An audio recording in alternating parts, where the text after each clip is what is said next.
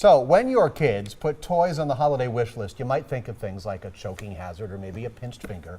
Do you ever think of their ears? Well, doctors say some toys could actually be causing damage. The I-Team's Casey Geraldo learned that damage can be irreversible. Casey. That's right, Steve and Carol. Parents know how hard it is to tell your kids they can't play with a toy, even if the exciting sounds could hurt their ears. So we went to find out the toys to avoid and the tools parents can use to prevent damage before it's too late. This is a pretty quiet night in the Pantuso household. A lot of noise, all the time. Bobby Pantuso has 4 boys, all musical and into noisy toys. Toys these days are just loud. Pantuso says even drones make a high-pitched sound, but it seems a more common offender are the toys made for little Jack. I worry about it all the time. Dr. Emily Patterson is a clinical audiologist at Marquette University. She says there is reason to worry. If it's loud enough, any sound is hazardous to anybody's hearing. But here's the concern for kids. An international group sets standards for sound that all toys have to meet. But Patterson says how they measure doesn't match up with how kids play. If you measure from your ear, 50 centimeters is almost the length of an adult arm, and a child is going to play with that, much closer, so probably more on the order of 0 to 25 centimeters. Companies aren't supposed to make toys louder than 85 decibels. That level allows kids to play with the toy for 8 hours. The Institute for Sound and Hearing puts out a noisy toys list every year. They measure toys at 0 distance and 10 inches. They pick the toys by walking through aisles, pushing buttons. This year's highest level from a toy they tested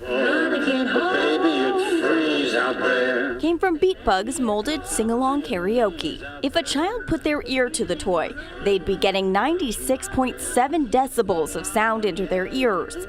At 10 inches, it's 89 decibels. Patterson explains even short bursts of a very loud noise can do damage to the part of your ear that sends sound signals to your brain. Almost half the toys on the list from 10 inches away measure more than 85 decibels. The list includes popular children's brands like Paw Patrol, Power Rangers, and Disney princesses. We certainly don't want to take all of these toys away. In addition to being an audiologist, Patterson is a mom, so she's found a way to make even the loudest of toys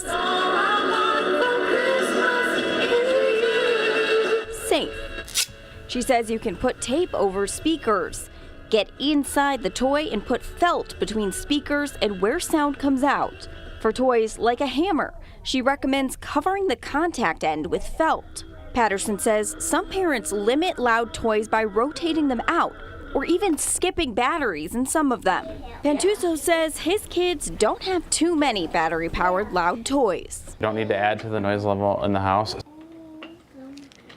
The company who makes the Beat Bugs toy sent us a statement in response to being the loudest toy on the list. They write, "We engineer all of our children's audio products to operate within safe listening levels, which, according to the World Health Organization, are a combination of factors including decibels and duration of listening time."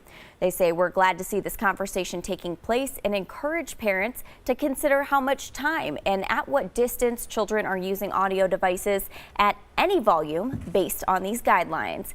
And if you're interested in checking out all the toys on this year's Noisy Toy List, you can head to this story on tmj4.com/iteam. We did an unscientific survey in the newsroom. Everybody thinks the Beat Bugs is annoying. It's kind of fun, though. We showed up at people's We were playing with it. We have it. And so, okay, toys that are on the list, yes, parents can make a judgment on that. What if the toy's not on the list? What's a parent supposed to do? Interestingly enough, there are actually decibel meter apps that Patterson says can work. Parents can use them to check out the toys. She says they're not exactly perfect at measuring how loud the toys are, but they are pretty close. And on our website, we have a link. The CDC actually has one of those apps, so you can find that there. I like the annoying level. That's a good test. Okay. I think a lot of parents would say that's the real test. Thanks, Lacey.